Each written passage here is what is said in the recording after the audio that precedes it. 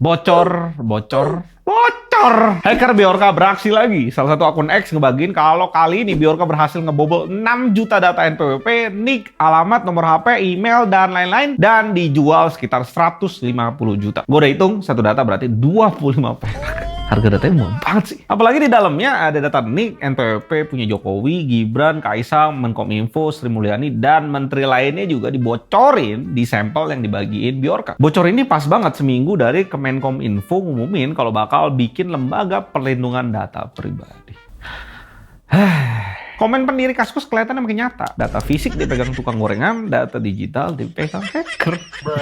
Sony lebih pilih AMD buat ngedesain prosesor PS6. Pas tahun 2022 kemarin, Intel sama AMD saingan buat dipilih bikin prosesor PS6. Gagalnya Intel jadi pilihan Sony karena nggak ada kesepakatan masalah margin keuntungan yang bakal dapat Intel buat setiap chip yang dia jual ke Sony. Ini bikin Intel bingung buat nentuin harganya. Padahal CEO, teknisi, sampai eksekutif Sony sama Intel udah diskusiin hal ini, tapi di akhir nggak ada kesepakatan. Di sisi lain, AMD bisa menangin kontrak PlayStation ya lewat penawarannya yang kompetitif. Tapi selain masalah nggak sepakat harga, Sony lebih milih AMD juga karena compatibility. Di PS4, 5, dan 5 Pro, Sony udah pakai AMD. Nah, kalau dia pindah ke Intel, selain pengalamannya Sony masih kurang, takutnya backward compatibility-nya jadi bisa masalah. Kegagalan Intel buat kerjasama bareng Sony ini bikin Intel berpotensi kehilangan sebesar 30 miliar US dollar atau sekitar 450 triliun rupiah.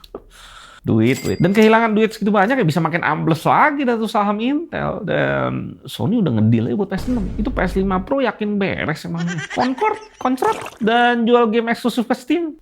Bingung sih gue masa depan konsol gimana. Dan ngomongin Sony, baru afdol kalau sekalian ngomongin saingan ya. Microsoft kabarnya bakal PHK 650 karyawan Xbox buat mangkas biaya. Itu gajinya karyawan berapa gede? 650 bisa mangkas perusahaan gede gitu. Ini jadi PHK ketiga di tahun ini sejak Microsoft ngakuisisi Activision Blizzard 69 miliar US dollar atau setara 1 kuadriliun rupiah. Gila itu duit. Di Januari, Microsoft juga udah ngelakuin PHK di divisi gamenya yang totalnya hampir 1.900 orang. Infonya PHK ini bikin macet sebagian besar fungsi perusahaan. Nantinya struktur organisasi juga ada perubahan ngikutin akuisisi yang udah dilakuin. Walaupun ada PHK, CEO Microsoft mastiin kalau nggak ada game atau device yang bakal ketunda atau dibatalin. Positifnya nggak ada studio game juga yang ditutup karena efek PHK ini. Tapi kalau dilihat dari laporan keuangan tahun ini, Xbox emang perlu dibenerin karena pendapatannya turun 31%.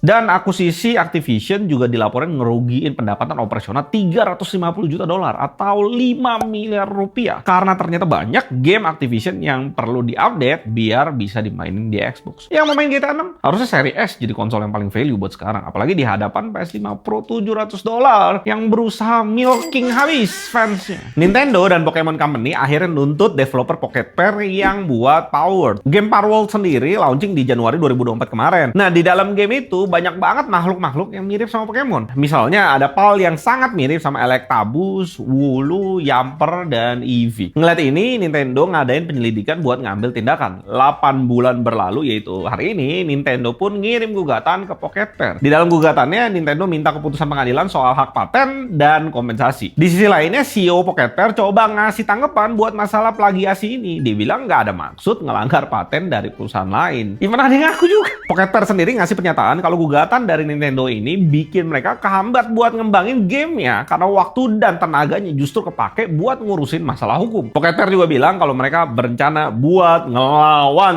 gugatan ini. Ya, sebelumnya Nintendo juga pernah urusan sama Pocket Pair waktu itu karena banyak gamers yang mainin Palworld nambahin mod Pokemon. Akhirnya Nintendo berhasil ngapus mod itu. Gue sih tadinya mikir Palworld ini dari company China. Kalau digugat Nintendo kan bakal seru battle-nya. Battle antar negara. Ternyata Palworld ini Jepang juga.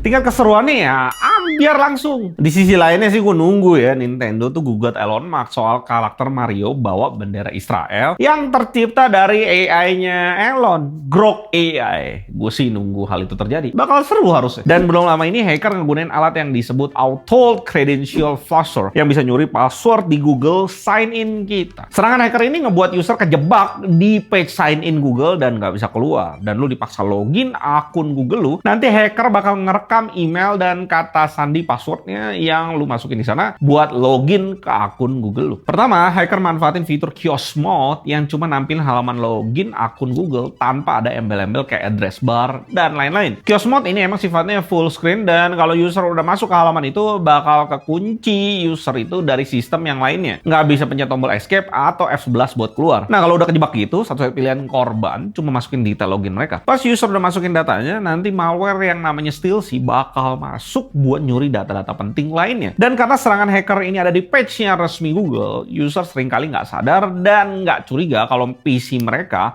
udah kemasukan malware. Yang bikin serangan ini makin bahaya, ya biasanya akun Google itu kehubung sama banyak akun lainnya. Artinya kalau hacker udah berhasil nyuri data di satu akun itu, mereka juga bisa dapetin akses ke akun-akun lainnya. Kalau lu merasa ada yang aneh pas mau login Google, langsung aja keluar, lu bisa gunain cara Alt-Tab, nanti Chrome bakal nutup, atau Ctrl-Alt-Del buat buka Task Manager, dan lu bisa stop aplikasi Chrome-nya. Makin bahaya aja malware zaman sekarang. Hati-hati boys. RTX 4090 mau di stop produksinya. GPU ini pertama kali keluar 2022 lalu, dan dianggap jadi GPU gaming terbaik. Per Oktober tahun ini, Nvidia bakal stop produksi RTX 4090 secara global, dan stop RTX 4090D yang eksklusif di China. Sebagai gantinya, Nvidia bakal ngeluarin RTX 50 series. Infonya, Nvidia lagi nyelesain desain akhir buat RTX 50 yang bakal keluar di awal tahun 2025. Nantinya bakal ada RTX 5080 dan 5090 buat dipasarin global, dan 5080D dan 5090D buat di pasar China. Buat yang nggak tahu, seri D ini di China itu buat bypass aturan ekspor dari US. 5090 bakal punya TGP 550W dan 5080 punya TGP 350W. GPU ini nantinya bakal gunain memori GDDR7 yang bisa ningkatin performance sampai 30% dari generasi RTX 40. Buat harga belum ada informasi pastinya, tapi diperkirain bakal di atas harga RTX 4090 yang $1.599 atau sekitar 24 juta. Di atas harga 4090, mau berapa lagi? 30 juta. Bisa tumpah-tumpah itu FPS di game monyet tukong. Belum lama ini, ilmuwan China berhasil gunain sinyal satelit Starlink buat ngedeteksi pesawat anti radar. Ini dilakuin lewat simulasi gunain drone DJI Phantom 4 Pro yang punya cross section kayak pesawat anti radar F-22 Amerika yang nggak bisa dideteksi pakai radar darat biasa. Makin gue lihat berita teknologi China, jomplang banget sama berita kita ya. Isinya tuh bocor data lagi. Bocor data terus. Buat nguji cobanya, para ilmuwan pertama-tama harus ngebangun receiver buat nangkep sinyal Starlink. Soalnya Starlink nggak masuk ke China. Terus mantau pakai cara ngeganggu sinyal elektromagnetik dari satelit Starlink setiap kali ada pesawat anti radar yang lewat jalur transmisi. Hasilnya, walaupun karakteristiknya anti radar, tapi drone ini bisa kedeteksi di layar. Ilmuwannya ngejelasin karena drone yang udah kena pantulan radiasi elektromagnetik dari satelit Starlink, jadi pas pesawatnya lewat ada gangguan sinyal komunikasi yang terjadi. Ditangkaplah sama radar yang ada di darat dan ketahuan lokasi dari objek itu di mana. Percobaan ini sendiri dilakuin buat ningkatin kemampuan China ngedeteksi pesawat anti radar AS yang masuk ke wilayah mereka. Gila lah ini. China tuh ngegunain teknologi dari US Starlink buat nangkal teknologi lain dari US. Di kita nih, pas Starlink mau gratis nyambung HP, ada evaluasi tarif dan performance. Kok gitu?